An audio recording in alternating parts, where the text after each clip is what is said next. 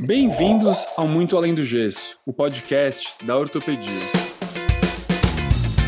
Meu nome é Leandro Enisman e juntamente com os amigos André, Noel, Matheus e Bruno, apresentamos o Muito Além do Gesso, onde você vai ouvir tudo o que você quer saber sobre ortopedia. Sabe aquilo que não te contam na residência, que os caras olham, falam meio baixinho, não querem que você ouça? Aqui a gente fala para vocês.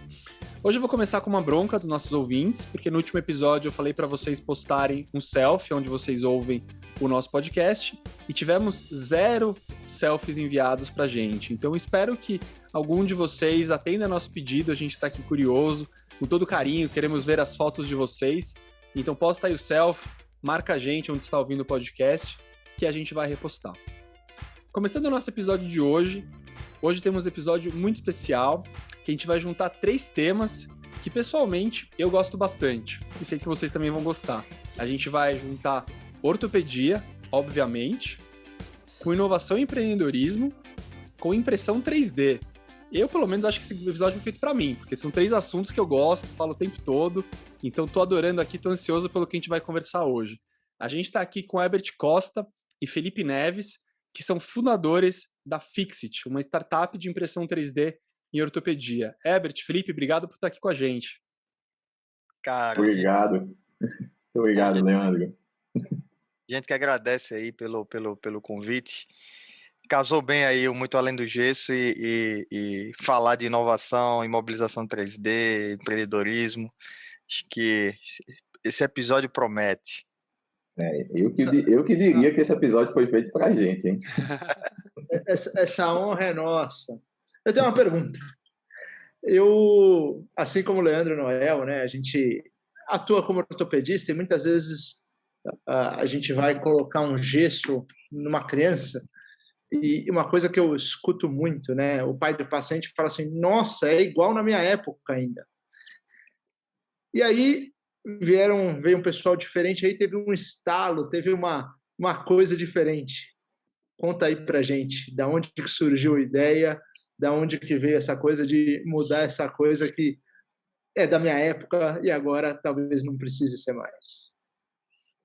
Boa, faça as honras aí, Herbert. Começa a dar o start aí, cara. Vamos nessa.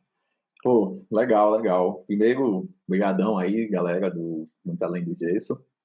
E esse estalo aí, né, André, surgiu lá em 2015, em Natal RN, né? Eu trabalhava com impressão 3D, tinha um estúdio de impressão 3D em Natal. E durante essa rotina ali de impressão 3D, eu fui conhecendo alguns materiais, né, principalmente o PLA, e veio esse estalo, né, como você falou. Né? Corri para a internet para dar uma estudada no que estava havendo ali de inovação em saúde, por meio da impressão 3D, e a gente estava, na época, prototipando uma prótese, né? Um projeto, na verdade, uma prótese de mão. E o engate dessa prótese no antebraço, né, ela era justamente a partir da característica do PLA de ser maleável, né, em baixa temperatura. E quando esquentado, né, quando aquecido, ele ficava maleável em baixa temperatura. E tive a oportunidade de apresentar essa ideia num evento de startups, né, no Startup Weekend, e foi quando, lá no palco, apresentando essa ideia, o outro louco do Felipe, por ser fisioterapeuta, quando me ouviu falando ali de órtese 3D, impressão 3D, tchau gesso e tal, né, me permita, Felipe, seus olhos brilharam, né, claro.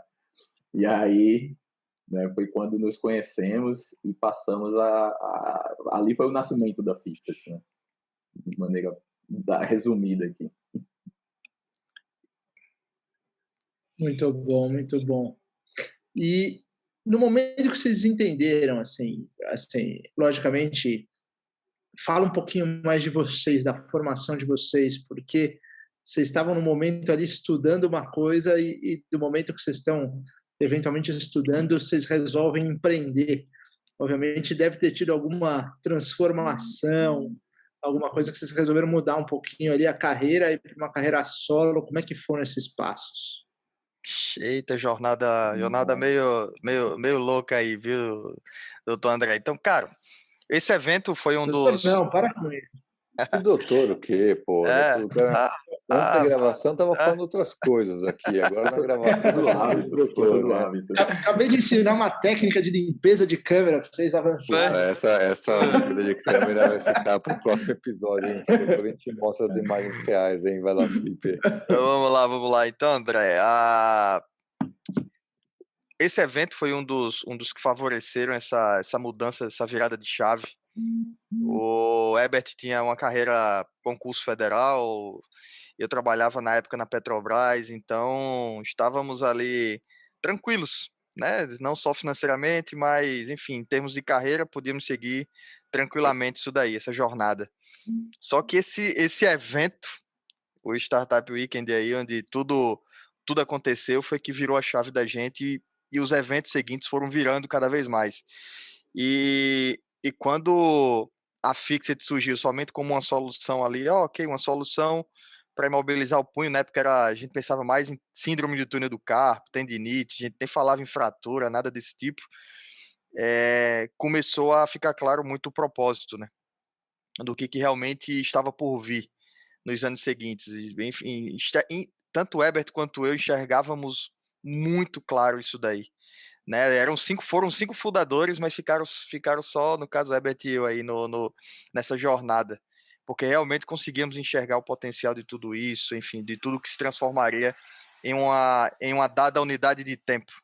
Então, depois de levar tanta porrada, depois de construir cada vez mais esse propósito, depois de entender muito a dor que a gente resolvia, que isso talvez seja um dos principais motivos de estarmos e insistirmos ali naquele tempo até hoje, é porque era palpável essa solução, o que resolvia, né? O que ela resolvia era muito sentido num brilho, num sorriso de um paciente, num ligar para Herbert ou ligar para Felipe lá no começo, porque éramos nós que fazíamos tudo. Poxa, foi a melhor noite de sono que eu tive. Consegui tomar banho aqui tranquilamente, consegui lavar a louça. Então, isso foi alimentando, né? Eu sou fisioterapeuta de formação, vim também da academia, fui professor, tanto de graduação quanto de pós-graduação. E empreender foi onde eu me encontrei, porque não desmerecendo qualquer tipo de carreira que eu tive antes disso, mas resolver problema me apaixonou, sabe? Resolver, ser resolutivo e criar propósito maior do que a gente, vamos colocar assim, foi o que me move até hoje. Eu sou biomédico de formação, né? E eu até, como o Felipe falou, éramos 5 e só ficamos nós dois, não sei se por coincidência, os únicos que eram da saúde, né? De formação da saúde. Mas eu também sempre tive um desejo, né, de fazer algo, né? Pode soar de novo, pode soar como uma demagogia, talvez, mas eu sempre tive uma vontade de fazer algo pela humanidade, né? De não só passar pela vida. E quando a Fixit começou a tomar forma, né, juntamente, como o Felipe comentou, as coisas que a gente recebia dos pacientes, eu enxerguei naquilo ali que, bom, é isso aqui. Eu acho que eu encontrei o meu propósito, ou como a gente costuma dizer, né, nós construímos nosso propósito, né, na verdade. E o empreendedorismo na saúde é o que nos tem dado isso, né, definitivamente. Cara, que legal ouvir isso. Assim, aqui já juntando com o meu outro projeto, né, que é o HackMed, eu fico muito feliz quando eu ouço que vocês começaram, né, uma empresa que está tão bem, que está voando, aí começou num hackathon. É muito legal porque vê realmente a possibilidade de juntar, pô, vocês dois aí sócios trabalhando juntos já há 6 anos, se conheceram num hackathon, né? É muito bacana e muito inspirador. E daí pensando, pô, 6 anos, 2015, eu fico impressionado como essas novas tecnologias da saúde, eu não sei, evoluíram, mas mais do que evoluíram, ganharam aceitação nesses últimos anos, né? Então, eu vou fazer até aqui a minha meia-culpa. Eu lembro da primeira vez que eu ouvi falar de impressão 3D em ortopedia e que eu olhei e falei assim, legal, assim, mas não me parecia ser uma coisa muito revolucionária, entendeu? E hoje em dia, realmente, cada vez mais estudando, eu vejo o potencial da impressão 3D e realmente acho uma coisa extremamente revolucionária. E eu queria saber como é que foi para vocês isso daí, tipo, esse começo, vocês tiveram muita resistência, quando vocês falaram as primeiras vezes com os fisioterapeutas, terapeutas ocupacionais, com os ortopedistas, e como tem sido esse ganho de aceitação aí nos últimos anos, se tem melhorado, se tem ficado mais fácil das pessoas compreenderem o potencial dessa tecnologia. Cara, o Leandro, é engraçado que ainda existem as resistências normais, né? Pensando na curva da inovação, né? Curva da inovação, existem os primeiros adotantes, os early adopters, os entusiastas ali, que foi, não vou colocar entre aspas aí, mas um exemplo, o seu perfil aí, que gosta de impressão 3D, gosta de inovação, é fácil conquistar, é fácil convencer, é fácil chegar e falar, poxa, ó, isso daqui é o futuro, isso aqui vai mobilizar uma fratura, vai mobilizar uma articulação, e aí você vai acreditar naquilo dali, corroborando e de alguma forma também, se precisar, retificando o que uma solução precisa melhorar ou potencializar. Mas essa resistência é normal, principalmente na área da saúde. Na área da saúde a gente está muito acostumado diferente das outras áreas das startups, está muito tá muito aquém em termos de velocidade, porque precisa muito embasamento científico, embasamento técnico-científico. A gente não tem como chegar e falar, aí, doutor Leandro, usa aí, você vai falar, opa, calma aí, se já foi usado em algum paciente, se já foi isso, já foi aquilo, diferente de outras áreas das startups. Então, existe uma jornada de, opa, isso é novo, eu quero ver, isso são os primeiros adotantes. Existe o cara, isso aí nunca vai chegar aqui, que são os atrasados, os adotantes atrasados, que é o último lá, que vai adotar a tecnologia. E existe aquele, ó, só vou usar se isso tiver uma publicação científica. Então, por mais que há 6 anos atrás nós fizemos esse êxodo aí de Natal para São Paulo, para poder fazer as coisas andarem, e a gente meio está fazendo o contrário agora, está voltando a sede para Natal, mas foi preciso ir justamente por os early adopters estarem no Sudeste, porque aqui a gente só levava a porta na cara, o cara nem pegava na solução, o cara nem olhava na minha cara quando eu ia apresentar a solução.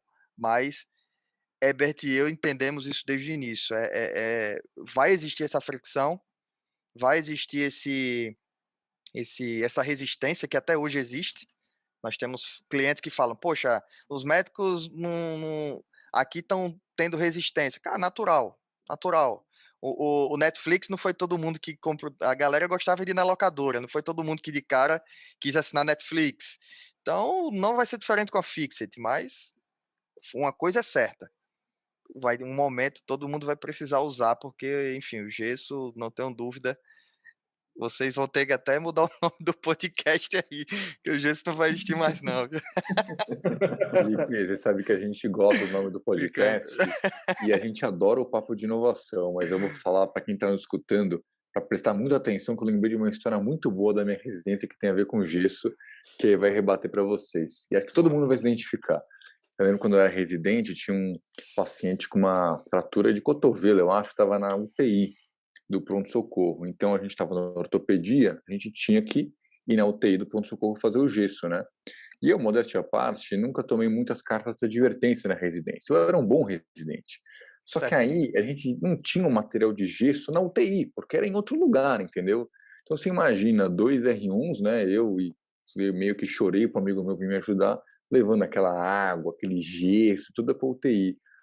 E, cara, eu lembro que não é que a gente deixou a UTI suja. A enfermeira da UTI, ela queria me bater, entendeu? Ela queria me bater. Porque imagina um cara que acabou de ser internato, querendo fazer uma talagessada na UTI do pronto-socorro. A enfermeira falou, qual o seu nome? Eu falei, ela quer saber meu nome, simpática, que bom, legal, né? Quando, de repente, na outra semana, eu recebi uma carta de advertência.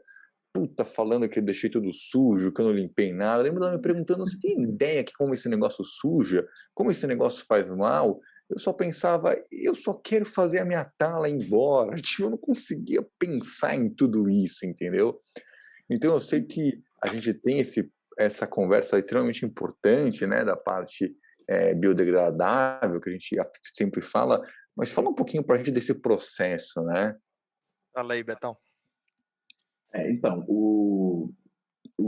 você já trouxe à tona, né, Noel, um dos grandes problemas do gesso, né, no ambiente clínico hospitalar ali, que é a sujidade que ele causa né, para ser aplicado no paciente, né? Mas fora desse aspecto, a gente tem vários outros problemas com o gesso, inclusive com seu descarte, né?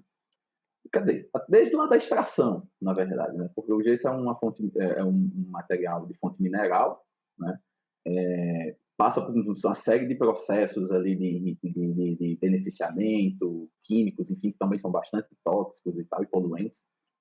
E até o seu descarte, né? Toda é poluição do início ao fim, na verdade, o gesso.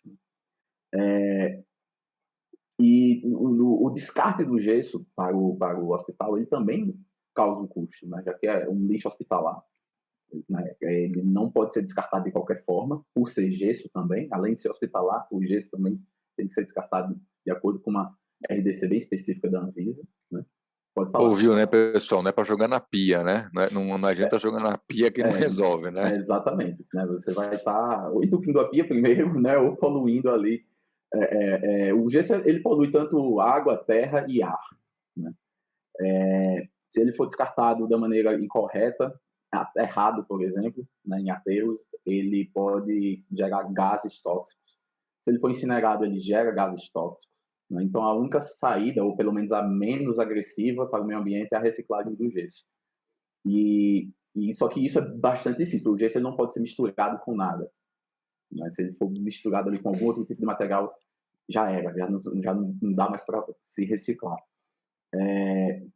E aí, a Fixit entra, né, nesse ponto, quando a gente fala de sustentabilidade e uma alternativa ao gesso, não é somente para o paciente, né, mas também é um material, uma matéria-prima, que ao invés de ser como o gesso que é poluente do início ao fim, o PLA, que o Leandro conhece muito bem, o ciclo de vida do PLA ele é totalmente fechado.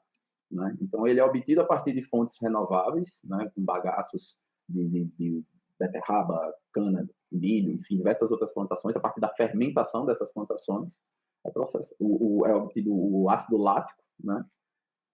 E esse ácido lático é polimerizado para a gente obter o PLA, e esse PLA vai ser utilizado com vários fins, no nosso caso, para a fabricação das nossas soluções, né, das imobilizações ortopédicas. E, por fim, né, o descarte desse material, né, pensando no descarte, ele também é biodegradável, né, ou compostável, enfim, ele vira adubo, né, se for descartado da maneira correta. Então, novamente, ele fecha todo o ciclo de vida do PLA, é muito bem fechado, ao contrário do gesso. Essa é uma das grandes vantagens. Além dessas vantagens, eu vou fazer uma pergunta que envolve algumas questões pessoais, né? Eu também tenho uma história muito parecida com a do Noel, que a gente tinha que fazer as talas nos andares, né? A gente pegava uma malha tubular grande, colocava assim no peito, parecia a faixa do Rambo, né? Subia até o 15º andar, ia descendo de andar em andar, fazendo tala pelos andares. Era uma loucura. A enfermeira da UTI neonatal também perguntou meu nome, ela foi muito simpática. Eu recebi uma carta, porque eu tinha que fazer um gesso numa incubadora. Enfim, ficou uma lambança total. Mas, assim, do mesmo jeito que vocês falaram que vocês tinham empregos estáveis, e aí, de repente, vocês resolveram empreender. E aí, como é que é isso, né? Você descobre um propósito, se apaixona por uma causa, mas entre a paixão e você ter essa coragem, né, de largar tudo, não olhar para trás e empreender. Como que isso funciona? Cara, essa é pergunta que dá para fazer um podcast aí de umas 5 horas aí. Poxa, André, até a gente começou um pouco desse papo aí naquela primeira pergunta. Realmente vai necessitar muito. Eu não vou dizer que, poxa, eu não posso falar muito por Herbert, mas convivemos intensamente ali no início dessa ida a São Paulo, né? Então, eu sei o que ele viveu, eu sei o que eu vivi. E exigiu muito, mas muito. Uma palavrinha que é até clichê, mas a gente conheceu na pele, que é resiliência, né? Porque a gente chegou em São Paulo, cara, com uma reserva mínima que nós tínhamos dentro do bolso ali.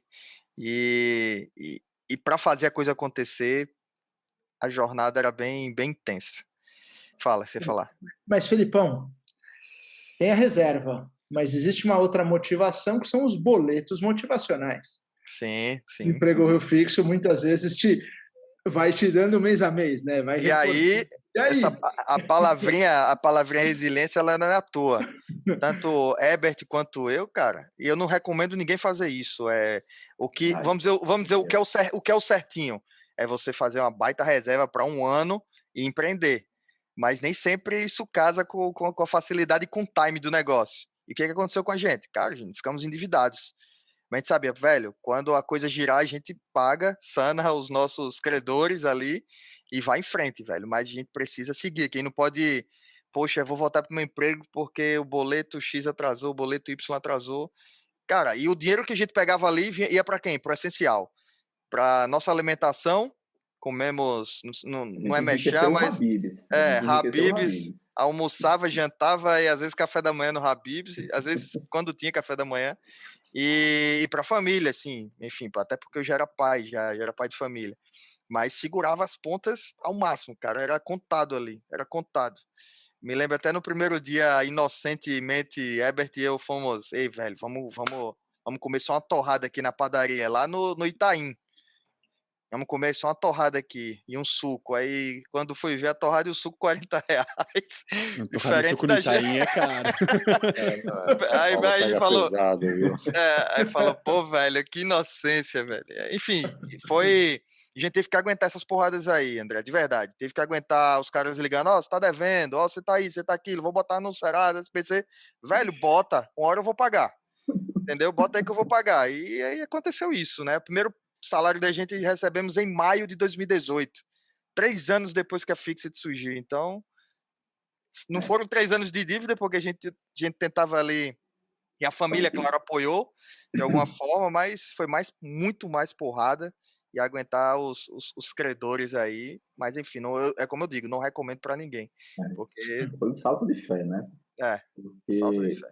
Como o Felipe foi o primeiro a largar o emprego, né, e eu era concursado federal, né, muita gente deseja ter um concurso federal aí, né?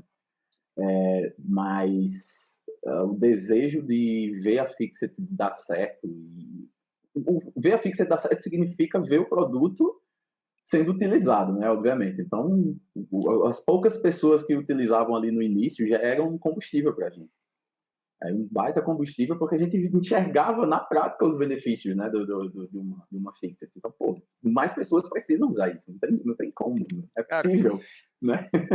E acredite, não tem meio termo, não existe ter sucesso numa empresa XY part-time. Eu até me emocionei recentemente, Herbert conhece, Vitor, um colega nosso da Surfmappers, ele tem uma startup chamada Surfmappers, é um marketplace, resumidamente, que tira fotos de surfista e tal no mar. Cara, o cara, ele era part-time, até me permita, se ele ouvir isso daí, eu vou até falar que falei dele. Ele era part-time, eu falo, velho, você tem que largar seu emprego. Ele tem um emprego muito bom, de programador e tal, era até uma empresa americana. Você tem que largar. Eu me emocionei porque quando ele largou o emprego, o primeiro cara que ele ligou foi pra mim. Ele, cara, tem um negócio urgente pra te falar. Chega e falei, pô, velho, o cara fez um exit aí, fuderoso, e calou minha boca. E aí ele falou, cara, larguei meu emprego e tô full time na Surfmappers aqui, dando gás agora, tô com frio na barriga, tô nervoso, tô isso, tô aquilo, sou pai de família. Eu, velho, vai dar tudo certo. Vai dar tudo certo porque você vai tirar leite de pedra. Quando você foca ali, e aquilo é o teu negócio, é o teu respirar, acordar, dormir, não tem, é matemática, velho. Vai dar certo, vai girar. Responsa, hein, Felipe? O cara te liga, você fala que legal, mas pensa, pô, botei o cara, né? Agora acho que você fica torcendo mais que o cara pra dar certo. Você fala, depois agora me culpa depois, né? Meio complicado. E só explicando também aqui, não sei se o pessoal, todo mundo conhece os termos de inovação e empreendedorismo, né? Então, o exit é quando a empresa faz uma venda, recebe investimento, tá? É quando a coisa tá dando certo, né? Exato, e agora eu fiquei pensando que eu preciso de uma história de UTI aqui também, né? Então, eu vou contar a minha história de UTI também. Que eu lembro que uma vez quando tava na residência também, e teve um paciente que teve uma fratura de fêmur proximal, e o paciente foi parar na UTI do INCOR, do Instituto de Cardiologia lá do HC, porque o senhor caiu, fez a fratura e infartou. Então foi parar na cardiologia. Eu cheguei lá para ver o paciente, Na verdade, para aproximar, a gente não usa gesso, né? Ele estava com uma tração cutânea. E a enfermeira estava desesperada, porque ela falou assim: ainda bem que você chegou. Eu fui contrário, eu fui um cara que realmente ela ficou feliz que eu cheguei, não foi que nem os dois ali que tomaram bronca. Que ela falou assim: eu não sei o que fazer com esse paciente, o que eu faço com ele, eu tô super preocupada. Eu olhei pra cara dela, não tem encore de, sei lá, 30 pacientes infartados, com super graves. Eu falei: tá todo mundo morrendo aqui, todo mundo grave, está preocupado com o meu paciente porque ele tem uma atração cutânea. Então, pô, só mostrando que as coisas, o que a gente não tá, o que a gente preocupa é a coisa que a gente não tá acostumado, né? Então, pra gente, uma atração é um negócio normal, pra ela era uma coisa de outro mundo, né? De outro mundo. E chegando na minha pergunta, uma curiosidade meio prática, assim, da Fixit. Então, o doutor André, lá, especialista em trauma, viu um paciente que precisa de uma imobilização antebraquio-palmar. Como que funciona, assim? Da onde surge a órtese? Como que ela é impressa? Quanto tempo leva? Ela é sob medida? Como que é esse processo, um pouquinho, a jornada de um paciente que precisa de uma mobilização? Como é que funciona isso? Vamos lá. Vamos tentar fazer uma jornada tradicional, que acontece mais hoje em dia, e uma jornada pegando o hospital, que é a menos comum hoje em dia, tá? A jornada tradicional, o paciente ele vai fazer a imobilização no primeiro atendimento, que comumente é no hospital, ou numa clínica talvez mais avançada, que faça a imobilização engessada, outro tipo de imobilização. Infelizmente, estamos em poucos hospitais em relação a esse primeiro atendimento. Então, Por enquanto. por enquanto. E, enfim, depois a gente até vou depois fazer um adendo aí. E então o que acontece? O doutor André está lá, atendeu o paciente, imobilização engessada. Ou o doutor André sabe da Fixit, conhece a Fixit, ou mesmo que acontece frequentemente, o paciente fala: doutor, eu não quero isso não, eu quero isso aqui que eu vi na internet. Acontece muito isso daí. Ele já mostra já a Fixit. E aí existe dentro do site da Fixit todas as unidades espalhadas no Brasil, certo? Já com o contato de WhatsApp da unidade para você marcar o seu atendimento para poder receber a imobilização logo em seguida. Então existe o atendimento, é verificado e tirado, enfim, aferido as medidas do paciente, é colocado num software, essa peça é redimensionada para o paciente, tá? E é programado comumente com um pouco menos de 24 horas, é programado o retorno desse paciente para retirada do gesso e imobilização. E claro, pontuando, tudo isso é alinhado com o médico assistente, né, o que fez o atendimento, que recomendou, que vê porque assim, a Fixit ela está num processo de somente 20 soluções, um pouco mais de 20 soluções de portfólio. E esse processo ele tende a aumentar e realmente termos soluções que atendam 100% as demandas que hoje são o gesso que atende. Hoje a gente não consegue atender 100% da demanda gessada. Então, a partir disso daí, o paciente vai lá, tira o gesso, nossos licenciados têm a maquininha lá para tirar o gesso e tudo mais. Comumente vão estar num consultório ou numa clínica, e aí fazem a imobilização, dá o ok, manda uma foto, vai para reavaliação lá para o doutor André, ele dá o ok, o paciente sai feliz da vida, e, enfim, todo mundo sai feliz na verdade, porque o sorriso do paciente é fenomenal. E assim, e aí o que não é tão comum é o primeiro atendimento. Então, o que já aconteceu foi, um exemplo, tem um hospital em Vitória que estamos lá no primeiro atendimento. Então, alguns casos onde o médico vê que a Fixit consegue fazer o primeiro atendimento, consegue ser imobilizada, ok, mete bronco, pode colocar. Aí o cara nem coloca gesso lá, tá? Que é o nosso objetivo de médio prazo, é justamente estar nesse primeiro atendimento. E até deixar claro, a gente até brincou aqui, brincadeiras à parte, o gesso ele cumpre o seu job, ele cumpre o seu papel, sua tarefa. É útil não, é muito importante para o processo de imobilização, porque a Fixit ela não consegue ainda, eu vou usar sempre essa palavra, atender 100% dessas demandas. Mas isso é questão de tempo também. Com a avançada tecnologia, eu não coloco aí 2 anos para realmente estarmos atendendo 100% das lesões, seja de fratura, fazer o velho tradicional 3 pontos lá, com o mesmo com tração, com tudo, então, com redução. Então, Enfim, depois eu não posso dar tanto spoiler não, né, não, Herbert? Foi mal aí. Segura. E é isso. É assim que funciona. Top. Vai lá, André. E falando um pouquinho das hortas de vocês, né?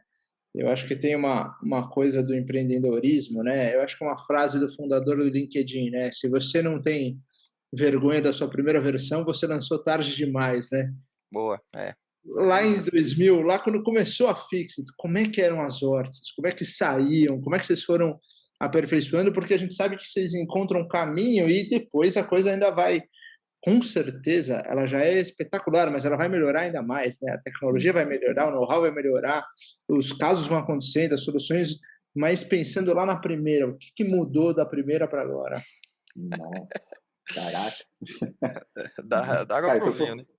Muito, evoluiu muito, né? Depois eu posso até compartilhar algumas imagens com vocês, para vocês terem noção. Hoje a gente está na versão 5.0, né? Da primeira, que é a Punho Fix, né? Que é a nossa antebraço.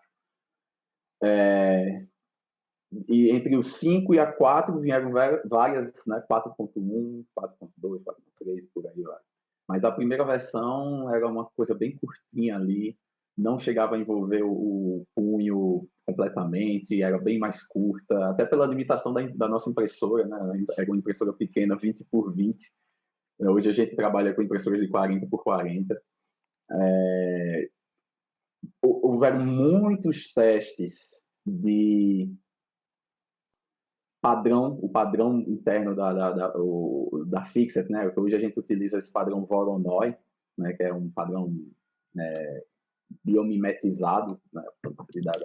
da natureza, que consegue muito mais resistência e leveza, mas a gente testou muitos padrões ali dentro das órteses que eram mais frágeis, ou que eram mais espessuras, né? Então, do patinho feio lá da primeira até a 4.0, que foi a primeira versão comercial realmente, né, na verdade. A primeira que a gente comercializou foi a 4.0. Né? E é importante até somar sua fala, ratificando aí também, Herbert, as soluções, por exemplo, a 1.0 veio ali não vou colocar do Eureka, que é bem piegas, né, Eureka, né? Mas vamos lá, veio do Eureka, mas ela não era funcional e não era para atender paciente, era um MVP, um mínimo produto viável, né? Exatamente. Traduzindo aí. Porém, as soluções elas foram evoluindo com iteração junto a profissionais de saúde, médicos, fisioterapeutas, terapeutas ocupacionais e até mesmo os próprios pacientes. Então, a gente gosta muito, mas é muito de fazer isso, de trabalhar a cocriação. Não é Herbert aqui que cria uma solução e aí usa aí, cara. Não. Herbert vai lá, cria um MVP interno, vamos testar, vamos refinar e vamos melhorar. E quando sai o produtaço lá, é um resultado de várias iterações com profissionais e com pacientes. Isso. Tá? E, enfim, até ficar ok para comercializar. Nosso processo hoje, só para concluir aqui, André, rapidinho. Nosso processo hoje tem 10 etapas, né, do desenvolvimento de um produto. E a etapa maior, mais demorada, vamos dizer assim, é justamente ali de testes internos, aprimoramento e testes externos.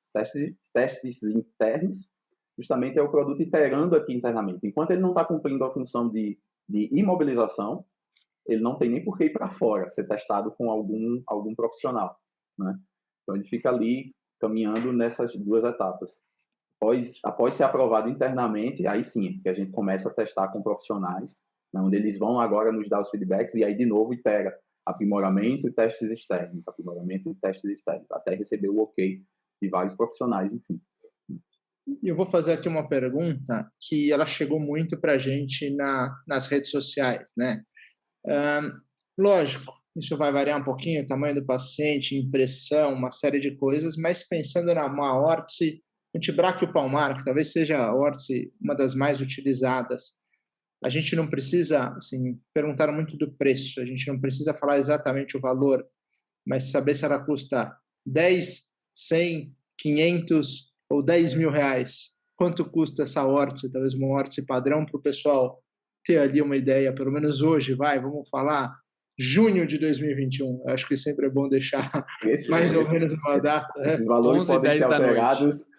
Esses valores podem ser Sim. alterados sem Lógico. aviso. Letras miúdas e tal, mas né? é só para ter mais ou menos uma ideia, o pessoal perguntou isso. Cara, nós temos soluções botando aí um intervalo de R$50 a R$450, tá? Legal.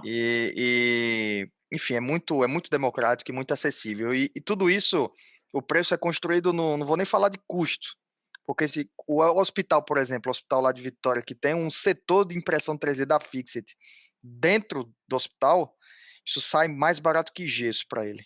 Imprimir uma órtese dessa e colocar, sai mais barato que gesso. Mas aí quando a gente coloca um profissional que vai fazer uma revenda, que vai fazer algo, existe toda uma cadeia de valores aí que acaba chegando a esse preço de 50, 120, R$150. A mais cara realmente é a axilo palmar, por exemplo, né? Que é esse valor de R$450.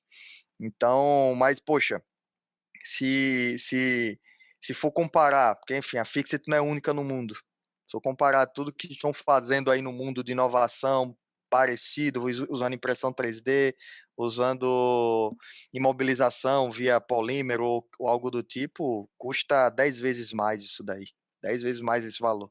Então, a gente consegue vender em todas as regiões do país, do norte a sul do país. Conseguimos vender na África, conseguimos vender na Europa, na América do Norte, sendo democrático, usando o princípio da equidade em todas as regiões aí, para poder, enfim, ser acessível. Não adianta trazer inovação e isso ser caro, ser para poucos, né? Não adianta. Inovação, para mim, o conceito tem que incluir isso daí, tem que ser para muitos, não adianta ser para poucos, não.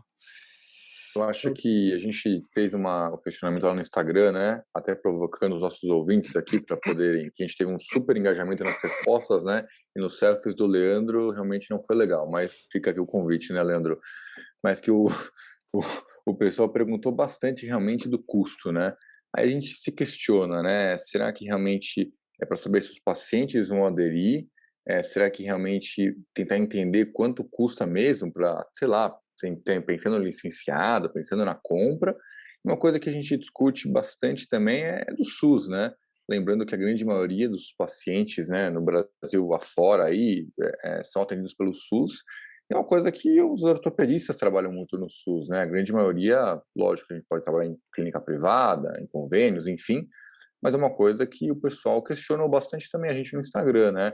Nossa, será que isso um dia, logicamente que com o papo aí super progressista de vocês, já está com o SUS aí já fechado o negócio. Mas Totalmente palpável. se existe alguma previsão ou se existe alguma possibilidade de a gente pensar no Sistema Único de Saúde oferecendo uma solução dessas ou uma coisa totalmente fora da realidade? Não, totalmente dentro da realidade, Noel. Totalmente, porque, como eu falei, a gente consegue comprovar com números que se montar um setor de impressora 3D dentro de um hospital desse do SUS, vai ser mais barato do que gesso. Mais barato em todo sentido. Eu não vou nem colocar na conta a sujidade e o descarte que eles pagam para deixar a sala limpa, né? Para não receber notificação, cartinha. E ele paga por descarte, porque ele paga por quilo. Então, sem colocar isso na conta, a Fixit ela consegue, em termos de custo, ser mais barato que o gesso. Para você ter noção, não aconteceu no Brasil isso aí ainda, mas já aconteceu, tá acontecendo nesse minuto, um exemplo, no Uruguai. Então, estamos fechando parceria com o Ministério da Saúde do Uruguai. Então, o SUS, vamos dizer, o SUS do Uruguai já vai começar a utilizar as soluções da Fixit. Então, é algo muito próximo. A gente já atendeu, por exemplo, nossos licenciados já atenderam pacientes de UPA, que pagam ali, ao invés de ir para uma farmácia, por exemplo, tá com o túnel do carpo e comprar aquela talinha na farmácia, não, vou comprar isso daqui. Entendeu? Eles conseguem pagar R$120, enfim, conseguem pagar Até R$100. porque a talinha da farmácia não é barata também, né, Felipe? Não é. Essas talinhas não são baratas, né? Então, comparando assim, é um custo relativo Custo-benefício, mesmo, né? exatamente. Perfeito. Quando a gente considera o custo-benefício, a gente já ouviu de pacientes que possuíam, por exemplo, quatro talas dessas de farmácia, porque como sujava muito, a pessoa ficava muito incomodada, então ela revezava, né? Ela, enquanto estava lavando as outras, ela estava usando, paciente de tendinite crônica, enfim, e com a Fixit isso acaba. né? Uma única solução, um único produto. Então, pensa, você comprar 4 ou comprar uma, né? Eu diria que, fora esses custos de descarte, se a gente pensar só no material, um paciente que faz 2 talas, provavelmente isso é mais caro do que o custo da órtese de vocês. Exatamente. Gesso, malha tubular, profissionais. E isso é um ponto bem interessante aí, André, que você Só trouxe à tona. fora toda... O retrabalho, né? Sim. Porque em muitos casos o paciente não utiliza somente um gesso, né? Retira, quebrou, molhou, retira para fazer um raio-x, né, para ter uma visualização melhor, síndrome compartimental, enfim. E com a Fixit não, né? Uma única tala da Fixit, quando a gente consegue acompanhar, consegue atender ele do início ao fim, né? Fazer todo o tratamento ali do início ao fim. Legal. Já que, por ela ser termomoldável, né, se por um acaso o membro vem ali demaciar, né, ali já numa fase mais aguda, é possível deixar a órtese um pouco mais folgada, né, aquecer e deixar ela um pouco mais ajustada. E com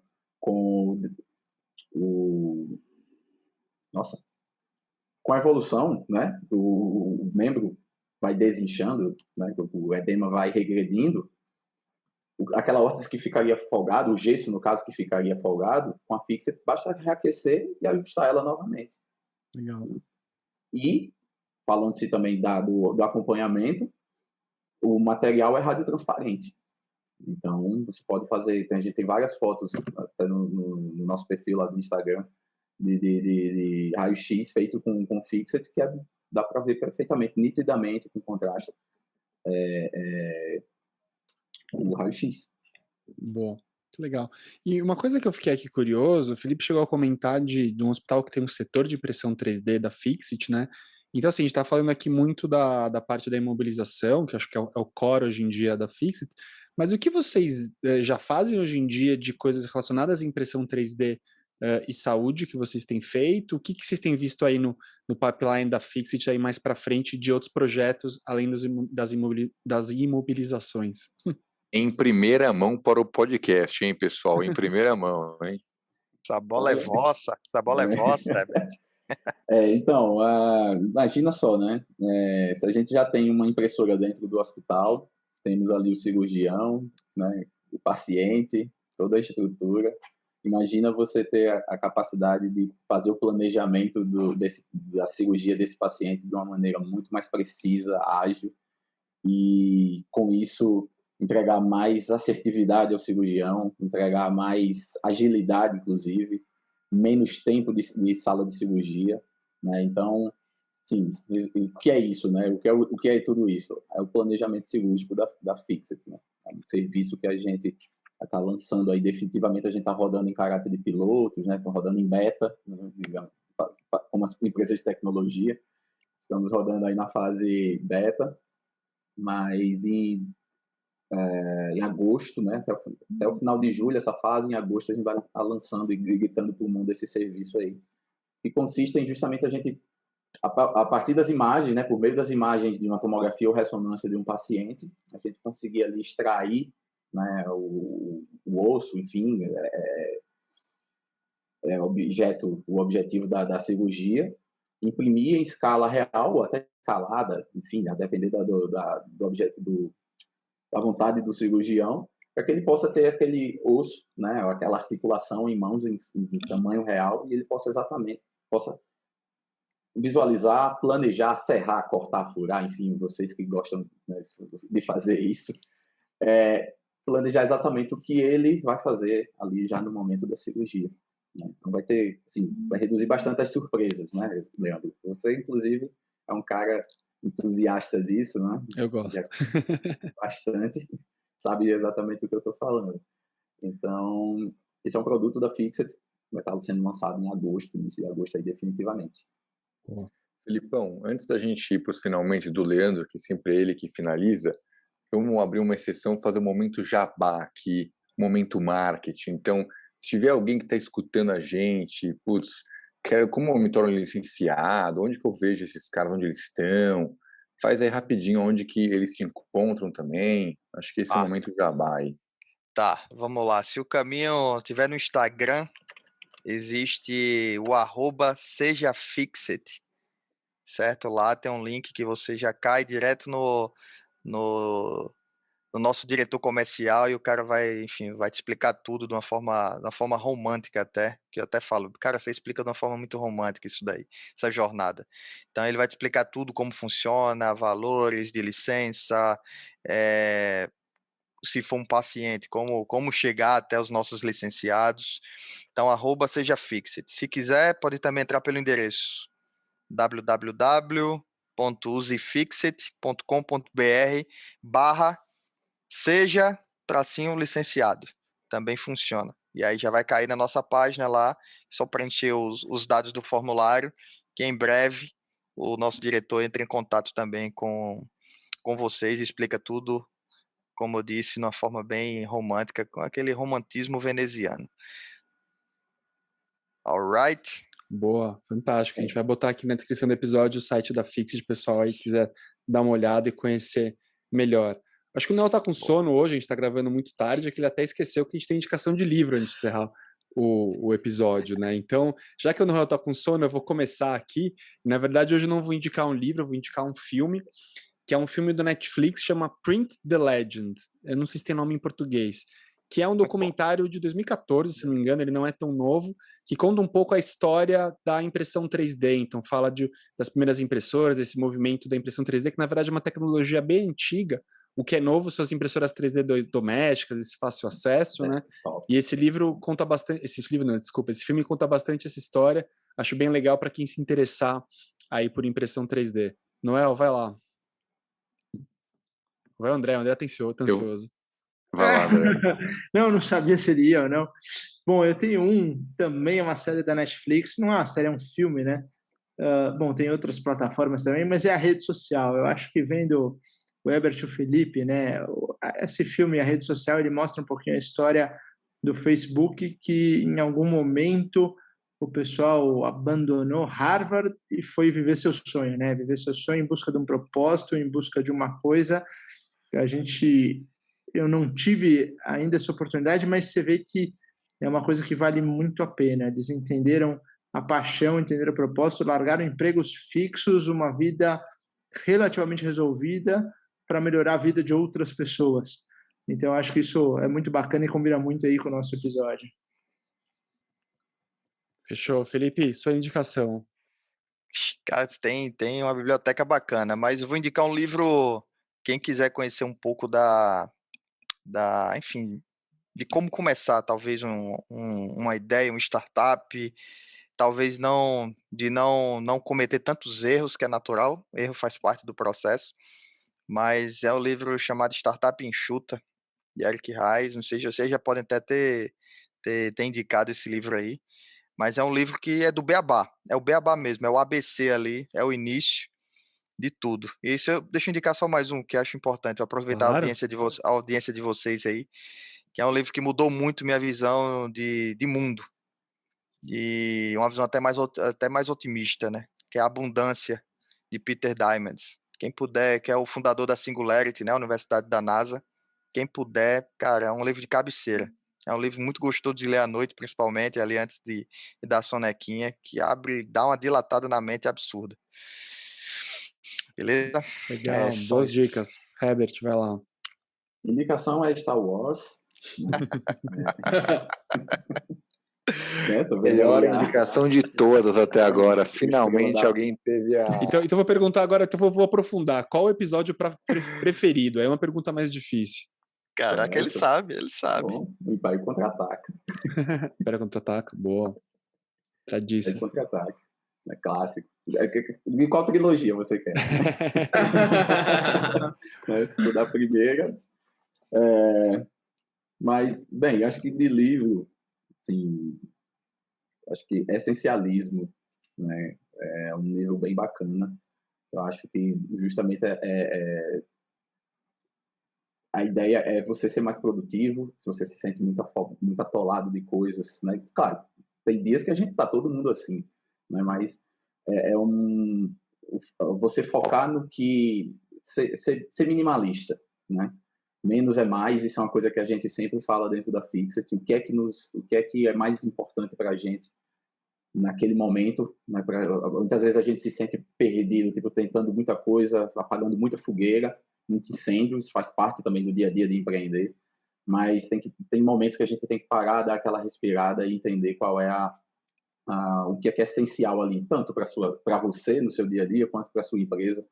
Então, e focar naquilo, né? E matando coisas a coisas. Então, acho que também é um livro bem bacana, assim, que foge um pouco aí das indicações de inovação e tudo mais, mas acho bem interessante.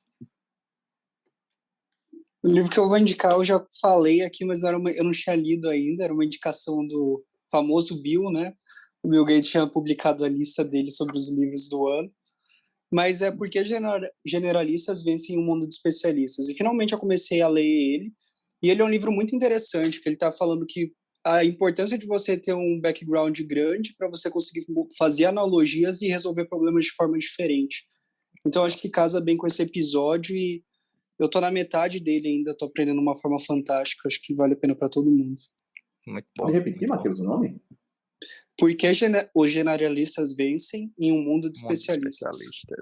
Muito bom. Mas lembrando que se você que está ouvindo a gente não entendeu, na descrição do episódio tem toda a lista de livros, inclusive com link para a Amazon, se alguém quiser comprar o livro, vai lá. Boa. Que vocês vão inclusive ajudar o Muito Além do Gesso. Gente, depois desse merchan, vamos aqui encerrar o nosso episódio. Herbert, Felipe, super obrigado por estarem aqui com a gente, foi super interessante conhecer melhor a história da Fixit, saber de como está indo, saber das perspectivas futuras de vocês. Muito legal o projeto, parabéns. Tamo junto. Para vocês que estão ouvindo a gente, não se esqueça de postar o selfie. Eu sou chato, eu cobro, então eu quero ver vocês postando o selfie de onde vocês estão vendo ou ouvindo o nosso podcast. E daqui 2 semanas a gente está de volta, trazendo mais um convidado, uma convidada, só nós mesmos aqui, para falar mais sobre a ortopedia e suas várias facetas. Um grande abraço e até a próxima.